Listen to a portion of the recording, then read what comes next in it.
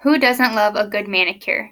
It's a chance to relax, get pampered, and even show a little bit of self-expression. Whether you're a woman who wants to pamper herself, or a friend, or you're a man that wants to pamper a special woman in your life, manicures are the way to go. Today I'm going to teach you how to perform a manicure. It's really simple. It only takes 4 steps, and it will allow you to pamper yourself or your friends or someone special in your life. To begin, you want to start by making sure you have all of the right tools on hand. So, some of the tools that you will need are fingernail clippers, a nail file, a cuticle pusher, cuticle trimmers, artificial nails, the tips of course, followed by acrylic powder, acrylic liquid, an acrylic brush, of course the nail polish, and some hand lotion as well. Once you've got all of those things ready, then you're going to want to start by prepping the person's natural nails.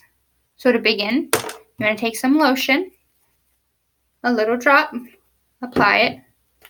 Whether you're giving yourself a manicure or someone else, you want to rub it into the skin. If you're giving a manicure to someone else, kind of give them a massage in their hands.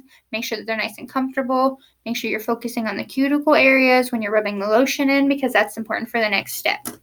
The next step is to take your cuticle pusher tool, which is kind of just a metal tool that has sharp ends, but not too sharp to cut someone. You'll take it and you'll push the cuticle of the nail back. The cuticle is where the base of the nail grows from, and some people they're a little bit longer, some people don't have much of one at all, but you want to push that out of the way so that when you're doing the artificial nails, it's not so much of a hassle. Once you've got it pushed back, you take the cuticle trimmers and you trim away any excess that the person might have that might get in the way. This shouldn't be painful, it shouldn't hurt, it shouldn't bleed. The person shouldn't even really feel that you're doing it at all. Once you've got that done, you move on to cutting the fingernails. You want to cut them short, but not super short. You want your artificial tips to have something to hang on to, but you also don't want the natural nail to be too long, as it might get caught, and then it's easier for the person's nails to break. So once you finish prepping their natural nails and their hands, the next step to go on to is applying the artificial nails. To begin doing that, you want to take the plastic tips and find a size that fits the nail that you're applying it to. Everyone's hands are different, everyone's fingers are different, so you're going to need a lot of different size tips for everyone. When you find one that fits, you want it to lay snug over the top of the natural nail. The lighter part is the part that will go over the natural nail, and the darker part is the part that will stick out. Once you find one that fits, you want to go ahead and cut it down to size, and then just make sure that it works. Once you know that it works and it's the right size, you're going to go ahead and glue it on. You take some nail glue. You go ahead and apply that to the lighter part of the artificial tip, and then you go ahead and take the artificial tip and you stick it right onto their natural nail. You want to take care when you're placing it so that the lighter part overlaps on the natural nail and the darker part sticks out. You'll hold that for just a second and it bonds pretty quickly. Then it's going to stay in place. Once you've got that in place is the part that can be kind of intimidating. That's your acrylics. So you want to start with your acrylic liquid.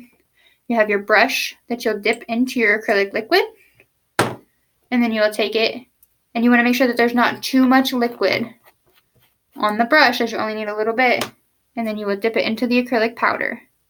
You want to get kind of a bead shape on the end of your little brush, and you're going to put it at the base of the natural nail, and then you smooth it out all the way to the tip of the artificial nail. This part can be tricky and it can take some getting used to, but you just essentially want to make sure that you have a very smooth shape in the nail and that it looks natural. You don't want to have any bumps or lines. You just want it to be smooth. That will take some time to dry, but once that's dry, then you move on to the most exciting part. You get to pick out your nail polish.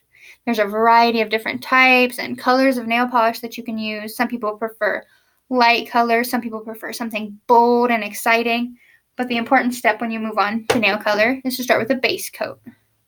As you can see, I have a nail that's already done, so you would take a base coat, which I've already done with this nail, and you apply it evenly across the nail. They generally say to use 3 strokes, across in a vertical line. And once you get it covered, you let that dry. And then you move on to the color. So you're going to go ahead and do at least one coat of color nail polish. You take it, start at the base, go outward. There's 1 full stroke, 2 full strokes, and 3 full strokes. And then you just want to touch it up and make sure that it's all equal. Once you have your color on there, you want to give it a little bit of time to dry. That's a great time to chit-chat, get to know the person you're giving a manicure to, or just let them relax. Once you've got that done, you want to make sure that you finish off with a top coat so that your nails won't chip and they'll stay shiny. You'll cover the top coat over top of the nail polish. If you want to add nail art designs or gems or anything, you do that before you finish the top coat. And then you want to give it a little bit of time to dry.